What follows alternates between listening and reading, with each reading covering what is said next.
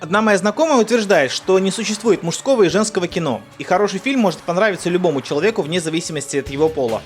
Но глупо отрицать, что у каждого произведения есть своя целевая аудитория. Особенно хорошо это видно по детскому контенту. Традиционно считается, что мальчики любят войнушку роботов и динозавров, а девочки — платья принцесс и пони. Но, разумеется, у всего есть исключения, и задача авторов любого развлекательного проекта — сделать его охват максимальным. Зачастую это решается введением в сюжет важного персонажа другого пола, чтобы мальчики и девочки могли себя ассоциировать с ним или с ней, а все остальное происходит, в общем, для другой аудитории. Однако есть и более эффектные примеры, как ввести персонажей для одной целевой аудитории в сеттинг для другой. И одним из самых ярких подобных экземпляров стал франко-американский мультсериал Witch, или в русском дубляже «Чародейки».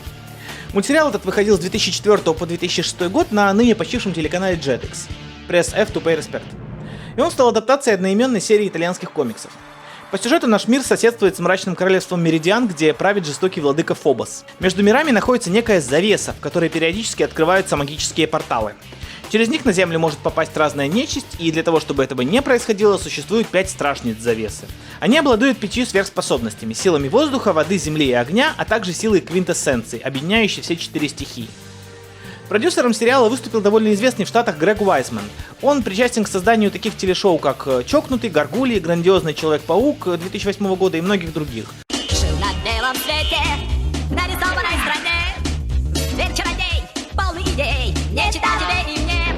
Кроме того, он писал сценарии для многих известных комиксов, так что, в общем, чувак прошаренный и в теме. Авторами сценария к первому сезону выступил дуэт Эндрю Николса и Даррела Викерса.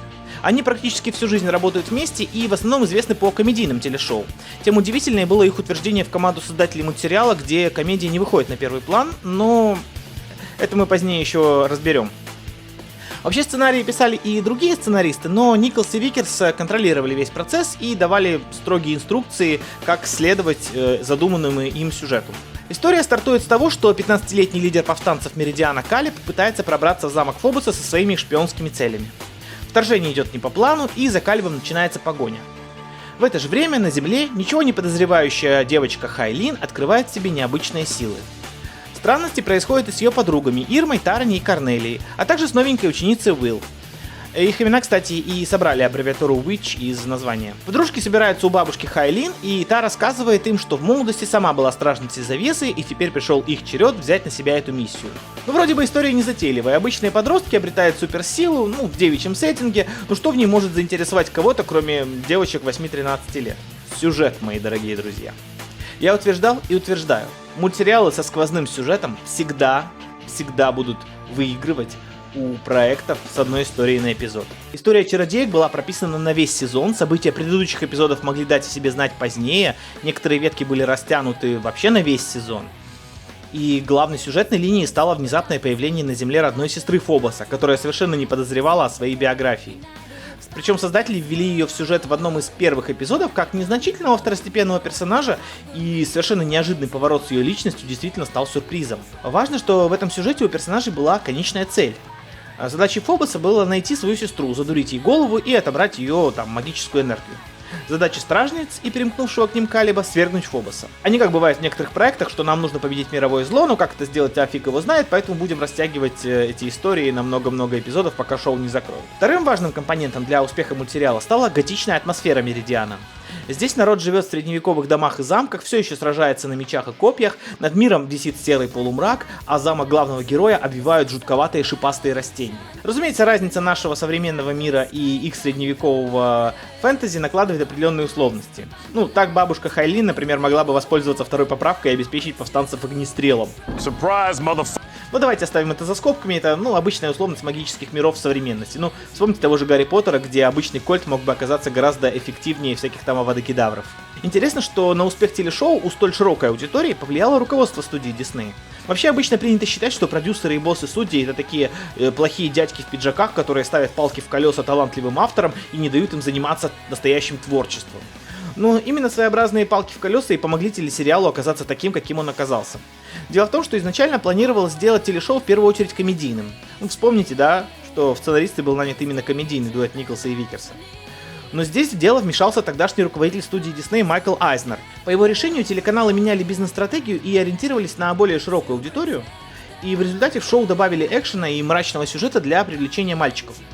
За счет этого и получился такой грамотный баланс между типичными девчачьими историями про красивых парней, туфли и платья и более брутальными сюжетами для мальчишек. Конечно, у мультика были и свои минусы, и дело тут не только в этой условности про огнестрел. Лично для меня главным минусом стал персонаж Бланк. Я понимаю, что в детских проектах нормально иметь в распоряжении комик-релифа, Дисней вообще на этом Тимона и Пумбу съел. Но, к сожалению, большая часть связанных с Бланком шутеек, слишком примитивная, они в основном касаются его неприятного запаха.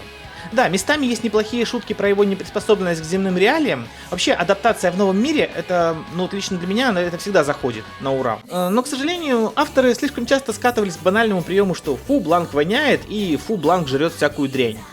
Кстати, этот персонаж отсутствовал в оригинальных комиксах, и поначалу сам Грег Вайсман его тоже не очень любил. Однако во втором сезоне проникся им и даже увеличил его значимость для сюжета. Так Бланк, не забывая свою комедийную часть, неоднократно выступал в качестве важного члена команды и порой даже спасал героиню. В первом сезоне это происходило нечасто. А вот что происходило в обоих сезонах довольно часто, так это открытие этого волшебного мира. И здесь уже все не так однозначно. Дело в том, что некоторые нововведения в сюжет выглядят как своеобразные рояли в кустах, которые появляются просто в нужное по сюжету время, а затем их просто никак толком не используют. Но с другой стороны, это может выглядеть и плюсом. Мы погружаемся в огромный волшебный мир и видим только его малый уголок. И этот мир хочется подолгу изучать, исследовать, находить новые и новые детали, смотреть, что же там еще может скрываться, какие артефакты прячутся, какие волшебные существа и прочие магические приколюхи. И во втором сезоне авторы начинают наше любопытство удовлетворять. Нам показали новые волшебные миры, в том числе сам Кандракар, источник силы стражниц. Кстати, создатели хотели изменить оригинальное название на Чандракар или что-то в этом роде, чтобы избежать неприятных ассоциаций с Кандагаром, реальным городом в Афганистане. Но вроде бы как от этой идеи отказались, по крайней мере, я не слышал, чтобы его называли иначе, как Кандракар. Правит Кандракаром могущественный волшебник Мудрейший.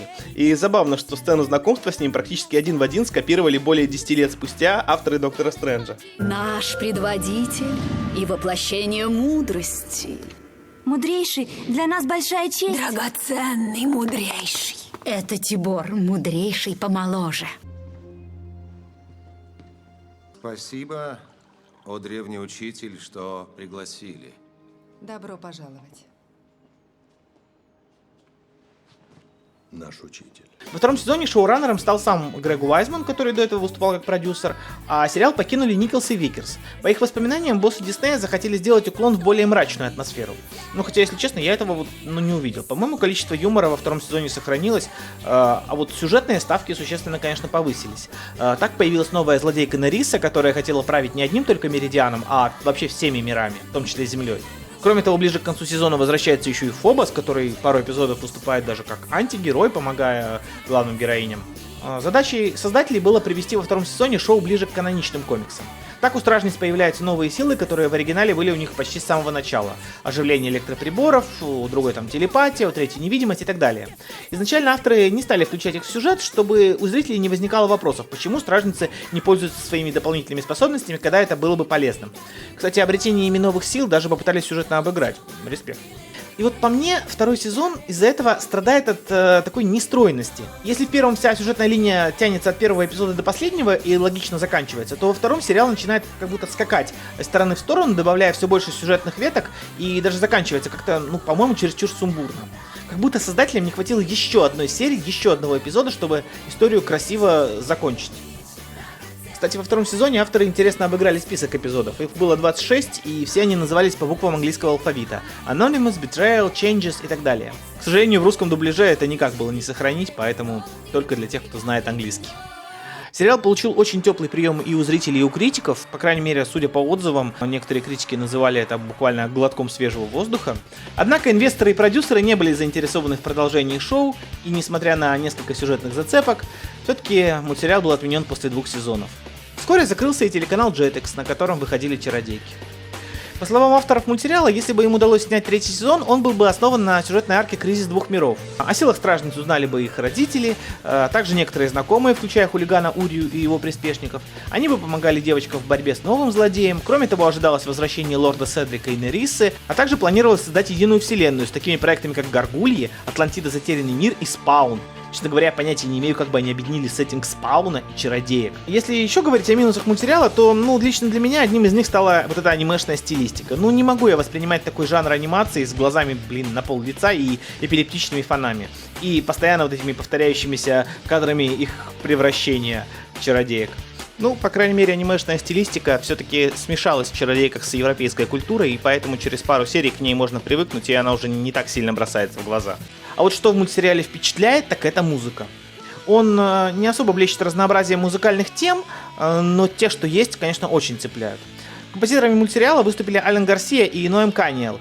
Кстати, они впоследствии будут работать над саундтреком другого девочка-ориентированного сериала про школьников со сверхспособностями «Леди Баг и Суперкот». Тема из заставки, она вообще очень яркая и запоминающаяся, заводная. Забавно, что ее исполнительницей в оригинале на английском является певица под псевдонимом Сабрина.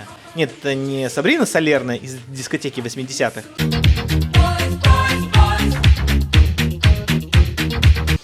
А другая какая-то Сабрина, про которую вообще я не нашел информации. Забавно, потому что, знаете, Witch, да, Сабрина маленькая ведьма, вот это все. Эту же тему, переведенную на русский язык, слышали и наши зрители. Подвластны нам и пламя, и вода, и воздух, и волны, лихой ты бой. Кстати, отмечу, что песни в нашем дубляже звучат просто великолепно. Не только тема из заставки, но и другие композиции, о которых мы чуть пониже вспомним. А вот в США звучала другая песня, и, на мой взгляд, она получилась даже круче международной темы. Это песня We Are Witch.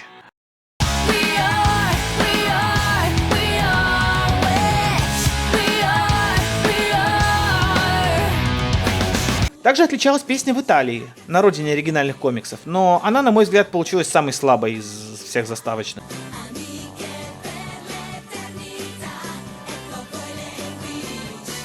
Но вот что получилось самым сильным в музыке, так это серия S for Self из второго сезона. В ней ученики участвуют в смотре музыкальных талантов, и создатели запилили для нее сразу 3 песни. И плюс еще кавер на Itsy Bitsy Spider. Малыш-паук забрался в трубу, где водосток. И если I'm Somebody Too довольно быстро выветривается из памяти, то еще от 2 композиций просто сносит крышу. Я говорю о песнях Demon in Me и Will to Love.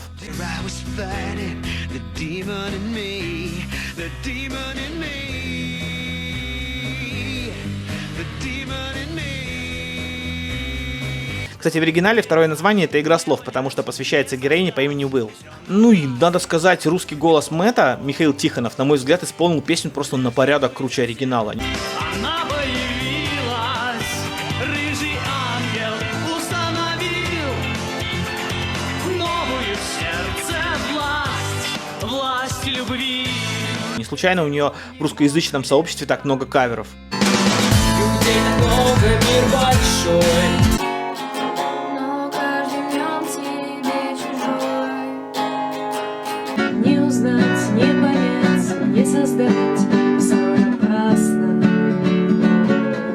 Легче быть от всех подальше, чтобы не страдать от фальши. Не искать, не пускать и не ждать, так безопасней. Но все изменилось, она появилась. Рыжий ангел установил новую в сердце власть. Власть любви, власть любви, власть любви, власть любви. Текст песни написал сам Грег Уайзман, и в своем блоге он даже выкладывал полные версии текстов. Но, к сожалению, полноценные композиции были утрачены. Авторы записали лишь демо для мультика, где они еще прерываются звуками и диалогами. А оригиналы, наверное, хранятся где-то в закромах студии Disney, покрытые пылью, забытые и заброшенные. К сожалению, после закрытия мультсериал оказался правообладателям попросту не нужен. Итальянские комиксы о стражницах не имели в Штатах культового статуса, а в мире более популярным стали их конкурентки Wings, ориентированные на более детскую и более девичью аудиторию. Винкс. Только вместе мы сильны. Чудеса творить вольны. И всегда устремлены. К победе, Винкс! Даже DVD второго сезона был официально выпущен только в Польше, Чехии и России. После открытия Disney+, фанаты выражали надежду, что сериал обретет вторую жизнь на стриминге, но Уайзман сообщил, что в планах студии этого пока нет. К счастью, все серии в русском и английском дубляже лежат в открытом доступе на YouTube. Видимо, Уичи продолжит существовать в таком виде. Ну и, конечно, в виде частички наших сердечек. Ведь больше 10 лет назад именно эти 5 девчонок установили в наших сердцах новую власть. Власть любви, власть любви, Я надеюсь, что в этой битве ансамблей победит достойный. власть любви, власть любви, Я надеюсь, что в этой битве ансамблей победит достойный. власть любви.